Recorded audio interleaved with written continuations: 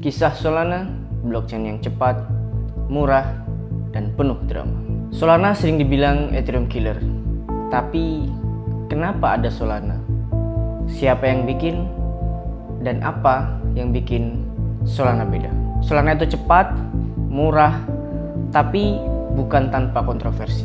Hari ini kita akan bahas asal-usul Solana, siapa tokoh di baliknya, dan gimana blockchain ini sempat bikin geger dunia kripto dari eksploitasi teknologi hingga jatuh bangun mempertahankan ekosistemnya.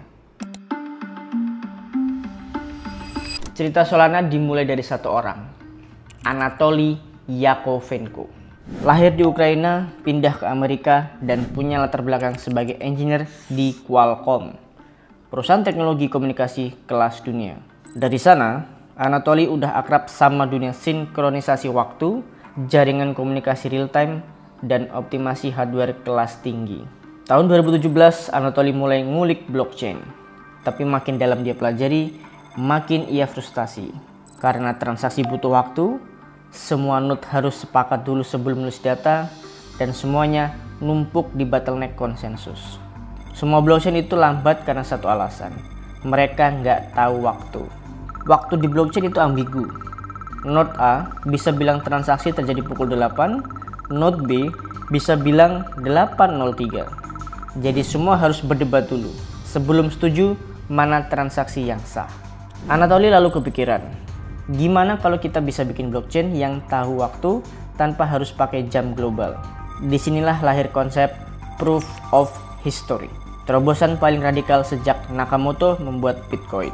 Proof of History atau POH bukan pengganti konsensus, tapi pengatur urutan waktu internal. Caranya, Solana menjalankan sebuah fungsi hash SH256 terus-menerus. Setiap output hash menyimpan jejak dari hash sebelumnya, kayak stopwatch digital yang nggak bisa dimanipulasi. Jadi, daripada semua node debat soal urutan transaksi, mereka cukup ngikutin jejak waktu yang udah tercatat di hash POH. Hasilnya, transaksi diproses berurutan tanpa harus tunggu semua node setuju. Blok bisa dibuat dengan cepat dan throughput jadi tinggi banget. Ini kayak blockchain punya jam atom internal dan semua node tinggal sinkron ke sana. Solana bukan sekedar POH, Proof of History hanyalah fondasi. Tapi Solana membangun sistem lengkap di atasnya. Yang pertama ada Tower BFT, yaitu konsensus final berdasarkan POH. Yang kedua ada Turbine, protokol mirip BitTorrent buat broadcast data. Yang ketiga ada C-Level, mesin eksekusi paralel memungkinkan ribuan kontrak berjalan bareng. Yang keempat ada Gulfstream, sistem propagasi transaksi super cepat. Yang kelima ada Pipeline, optimasi pemrosesan data blok kayak CPU modern. Yang terakhir ada Cloudbreak, storage akun yang cepat dan efisien.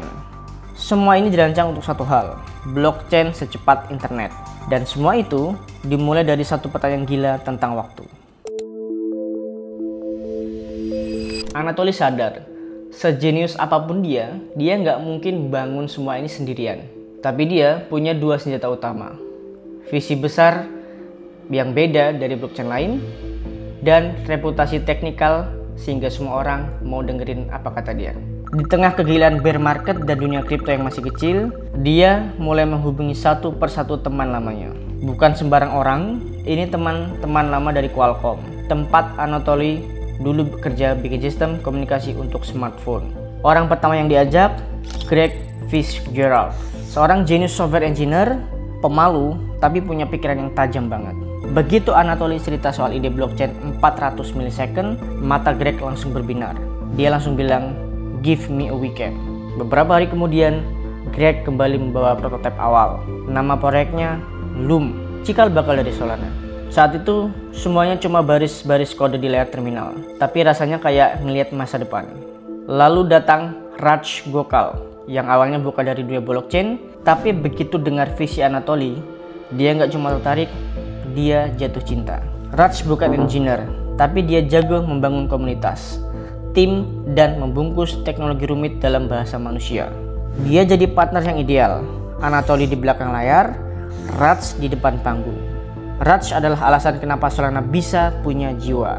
Setelah itu, satu persatu talenta berdatangan. engineer dari Dropbox, Google, Intel, semua orang yang bosan kerja nyaman dan pengen bikin sesuatu yang impossible, bukan karena dijanjiin gaji besar, bukan karena ada visi backing, tapi karena mereka percaya sama satu hal. Kalau kita berhasil bikin ini, kita bakal ngubah cara internet bekerja. Mereka awalnya bekerja di kafe kecil di San Francisco. Bukan kantor, cuma meja kayu, colokan, dan kopi refill gratis. Kadang coding sampai subuh, tidur pakai sleeping bag, makan mie instan, atau apapun yang bisa dibeli dengan uang receh. Dan sambil begadang debugging sistem waktu, mereka sadar satu hal. Mereka bukan bikin proyek, mereka bikin sejarah. Dan dari ruang sempit itu, dari tawa kelelahan dan terminal yang penuh error, lahirlah sesuatu yang besar. Solana. Bukan hasil copy paste Ethereum, bukan proyek iseng, tapi mimpi besar dari orang-orang gila yang gak takut gagal. Tahun 2020, setelah 2 tahun begadang, berkeringat, dan mimpi besar, akhirnya Solana merilis mainnet. Tanpa backing big tech, tanpa hype berlebihan, mereka cuma bawa satu hal, kecepatan. 65.000 transaksi per detik, angka yang waktu itu terdengar mustahil. Untuk blockchain, itu bukan cuma cepat, itu absurd. Ethereum waktu itu cuma sanggup 15 transaksi per second, dan itu pun sering nge-lag. Tapi Solana datang membawa janji, finality dalam kurang dari 1 detik. Biaya transaksi cuma $0,00025 dan tanpa perlu layer 2, sharding atau solusi sementara lainnya. Anatoly bilang, kami nggak bikin tambalan, kami bangun ulang dari dasar. Dunia kripto waktu itu langsung geger. Reddit, Twitter, Telegram, semua mulai ngomongin hal yang sama. Apakah ini Ethereum killer? Istilah itu terus melekat pada Solana. Bukan karena Solana pengen menjatuhkan Ethereum, tapi karena Solana hadir di momen yang sangat tepat. Saat itu Ethereum mulai sesak nafas. Tahun 2020 hingga 2021, dunia DeFi meledak. Uniswap, Aave, Curve, Compound, semua ramai. Tapi apa efeknya? Transaksi Ethereum makin padat. Gas fee meroket sampai puluhan bahkan ratusan dolar.